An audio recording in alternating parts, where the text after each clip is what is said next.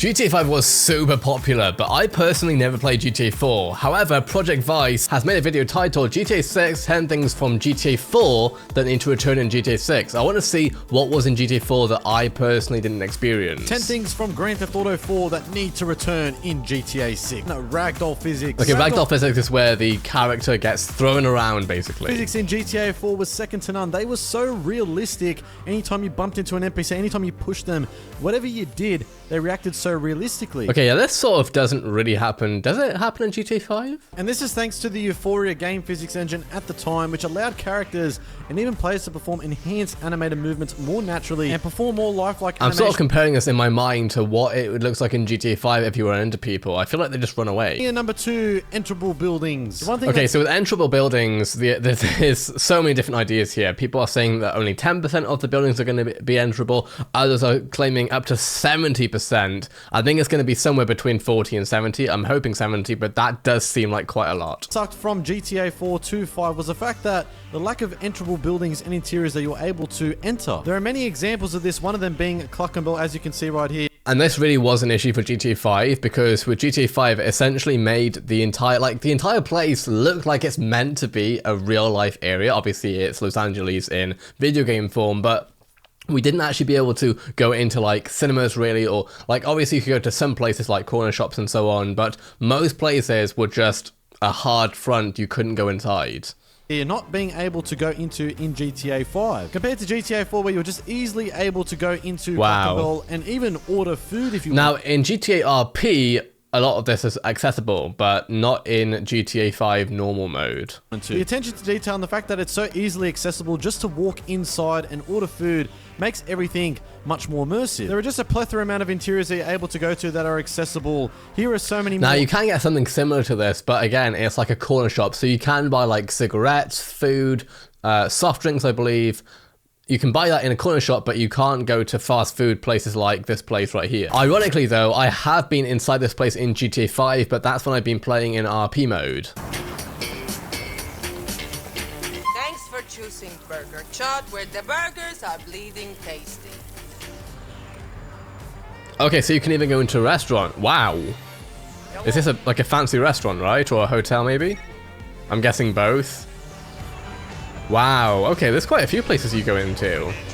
I mean, there are other places like you can go into Simeon's auto dealership like you have here, and obviously in GTA Online you can go into the casino, but yeah, most places are off limits. Vigilante missions. One aspect that was removed from GTA 4 to 5 was the fact that we weren't able to start up a police job and start chasing down criminals. Prior to GTA 5 and 4, this was featured in every other Grand Theft Auto prior, but in GTA... So you kind of do have some vigilante missions, but they're like really off the cuff. Like you'll see a blue dot on the minimap, and that obviously tells you that someone might be getting robbed, so you can help them out, but that's all I can think of here. Before, it was so much more different. As Nico, when you hop into a police vehicle, by hitting the left bumper on your controller, this would bring up the criminal database computer. And from here, you could view current crimes, search police records, view the most wanted, as well as calling police backup. Selecting the current crimes would allow you to see the crimes. So you could basically be a police officer in GTA 4. Now, in GTA 5, you can be a police officer, but you have to do it in RP, or you could like modify your own single player game, but in RP you can actually do proper police stuff like, wow, all the sort of giving people speeding tickets, taking people to prison, obviously talking with the criminals because they're another person who's connected to the server, etc. That were in progress as of that moment. And as you can see, the following crimes have been reported. Select one to dispatch to. There's other things you can do by viewing the most wanted criminals, and there's so many you can go after for various crimes, whether it be gang-related violence, racketeering, human trafficking, hit and run. Why in the heck did they take this out of the game in GTA 5? That's strange. And burglaries. And then once you made your decision, then you can just locate them, and a waypoint will be put on your mini-map to the bottom left. And then you turn on your siren and you can start up the vigilante mission. And then upon entering the location, it requires you to take out the targets, picking them off one by one until you complete the mission. It's just a lot of fun doing this. So there are some missions a bit similar to this in GTA Online, but it's not the same. You'd actually have to go into start menu or into the GTA menu and then go to start new mission and so on. It wouldn't be in the in-game interface. Like you couldn't bring up a police screen and then find the people, etc. It's more of a set out mission, if you like. back into GTA 6 would be a welcome return. Coming in number 4, single player DLC. This is something that fans have been requesting for many, many years, ever since GTA 5 first came out. Eventually, so did we not get much single player DLC in GTA 5? I know we've got a fair amount of it in GTA 6. In GTA 5, we've had multiplayer DLC, sorry. We've definitely had multiplayer DLC because that's kind of how they've monetized the game going forward. It ended up being absent from Grand Theft Auto 5. However, there were plans from Rockstar's end anyway that single player DLC was meant to be coming out in 2014. There were plans, but they were scrapped. In comparison to GTA 4, after that did launch, we did see story mode DLC with Grand Theft Auto 4, that being episodes from Liberty City, and firstly, Grand Theft Auto The Ballad of Gay Tony. And this was an original story with a completely different protagonist, that being Luis Lopez in Liberty City. And this was so refreshing because it was a different take from someone. That's actually surprising that there was single player DLC so early on, because GTA 4 came out a long time ago. So yeah, they really kind of fumbled that one with GTA 5. I mean, I get why, because GTA 5 probably brought more money in with the multiplayer. So they probably thought, oh yeah, we can bring people in with their friends and so on, and it would be a better social experience, is probably what they'd call it. But still, it would have been good to get that in single player. Relationships and dating. Now, I know what you're already thinking already. Project Vice, what the hell are you talking about? Lucia and Jason are what appears to be in a relationship. And we know this based off the September 22 leaked footage and files, and of course, with Trailer 1 as well. However, I do think it is worth bringing up that Rockstar may give us the option to date other people, that being Jason dating other women, Lucia dating other men. We don't know this for sure, of course, at the moment, but I think it is worth... I mean, in real life, that's a very possibility, but GTA 6, that would be a plot twist for sure. Theorizing and speculating on. I mean, if we go to Grand Theft Auto 5 and look at our 3 playable protagonists, firstly, we have Michael, who was with his wife Amanda, even though she was cheating on him with a tennis coach. Rockstar could have given us an option to date other people, even though Michael was technically still with her. The marriage was falling apart. With Franklin, his I wouldn't. It could happen. Lifestyle caused him, and at the time, his this is in a world of crime, and ethics aren't exactly generally the most important thing to the characters in GTA. So I wouldn't be surprised if we saw some element of either cheating, or it could be anything really. I mean, they could just fall apart, who knows. In comparison to Grand Theft Auto 4, you could enter into the internet cafe, log onto the computer, get onto the internet, and begin online dating on this website called Love Meet. And as you can see, it is so simple. If you just go over to the web tab and then go over to Love Meet, find love now, you can either start dating males but how far does this go? Like, I never experienced it. Females. I guess you can swing that way as well, but as you can see right here, there are many girls you can choose from, and if you wish to do so, you can request to date them. It shows things like their location. So what happens if you actually click on date? Because I mean, I didn't know that Love Meet was a thing in GTA 4, but... job, sexuality, their about pages, or what their personalities like, likes, dislikes. Some of them are absolutely hysterical. You can really see the Rockstar. Okay, I can see, yeah, there's some very... The likes on this person is, I like mature men who don't get along with their kids. I like people who just look at my chest and not ask any...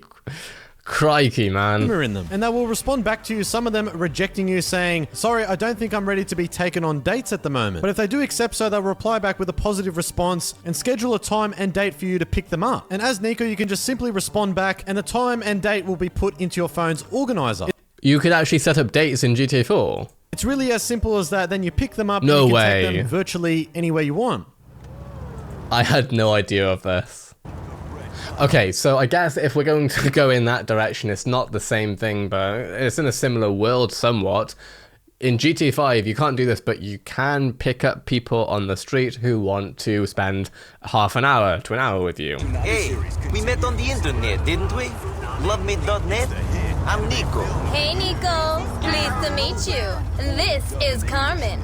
And then after the date finishes, when you drop them back home, you can either go out on another date or not. This is something so I guess in that case, we were talking before about how characters in a crime, non-ethic world, etc. can be cheating. But actually in GTA 5, technically, I guess, as Michael, you could cheat, right? Because you could hire someone for some of their time, but you're still married to Tracy, so yeah, I guess. Interactability with the environment. One aspect of this is picking up objects off the ground. And one of them being, in this example right here, picking up a brick off from the ground and throwing it at an NPC. Oh, wow.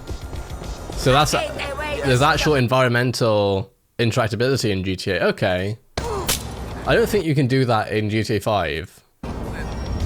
Another one, picking up a coffee cup off from the ground and just throwing it at other people. Things like this, interactions with the world's environment, picking up objects. I mean, the thing is that if there are like, say, 1,000 actions like this that you can do in GTA 6, it will feel very random, which is a good thing. If it feels random, it means that it almost feels like the world can do anything. Like, you can do anything in the world. So, you know, if you can pick up any item and say Rockstar classes items as, say you have, they might call it a throwable item. So let's say that you have like 1,000 different items in GTA 6 that are throwable items, including like, I don't know, you could have tin cans, you could have bricks, you could have a bottle, you could have a phone, you could have a lighter. And those are things that you could throw at people. Obviously, that's wrong, but it's GTA. So that would be interesting if Rockstar gives us the ability to just like throw things at people and do other things that just make you feel a bit more in control of the world that you're in. Am I correct in saying that in GTA 5 you can do something similar with when it's snowing? I think you can do snowball fights. Is that correct, or is that a different game? I mean, similar things to this is simply being able to go into, those are interacting with the environment, being able to go to any building and just open the door and there actually be something in that building, whether it's a room, stairs, an NPC, whatever else it might be. Those are the things that make a game feel lifelike. This is something that you're unable to do in GTA 5. Something like here, for example, if I'm really going to go into it, like, you know, being able to move the bins, for example, to find something underneath maybe, or in GTA RP, you can even sift through the bins to find stuff. Similarly, say, for example, that you park your car in your driveway, for example, an NPC might park their car in front of your drive, and then you have to ask them to move. Like, these are very small attentions to detail, which would make the game feel so much more lively. I would be surprised if GTA 6 goes that level, but it would be cool.